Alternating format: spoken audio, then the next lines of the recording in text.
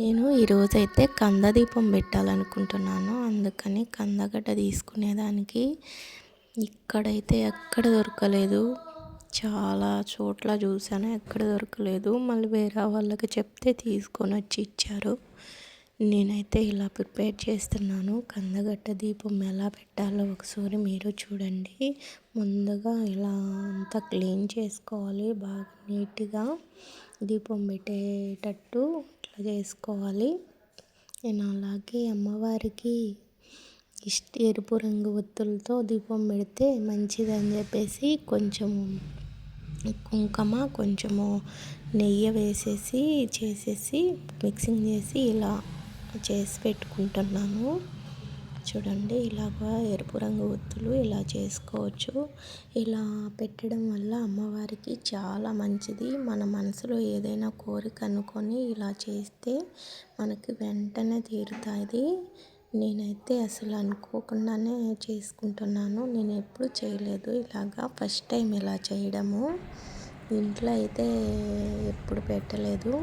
సర్లే అని చెప్పి గుడికెళ్ళన్నా పెడదామని చెప్పేసి ఇలా ప్రిపేర్ చేసుకుంటున్నాను. కందదీపం పెట్టాలని ఎంతో ఇష్టమైనది కందగడ్డ దీపం అమ్మవారికి. ముందుగా పసుపు కలుపుకొని ఇలా అమ్మవారి దీపానికి మొత్తం పసుపుతో రాయాలి. కందగడ్డకి చూడండి, ఇలా మొత్తం రాసుకోవాలి. కుంకుమ బొట్లు పెట్టాలి.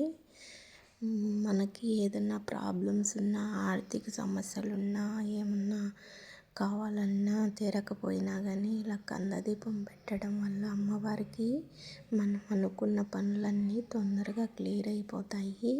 మనము ఎప్పుడు చేసుకోలేదే ఇప్పుడు పెట్టచ్చా లేదా అనేసి చాలామంది అనుకుంటూ ఉంటారు. అట్లా ఏం లేదండి.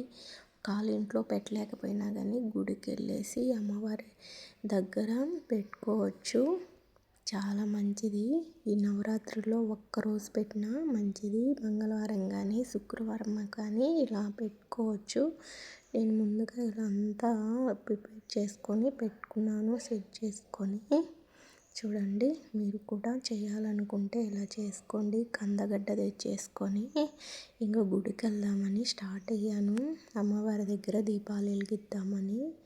శివాలయంలో ఉందండి అమ్మవారు, వారాహి అమ్మవారు.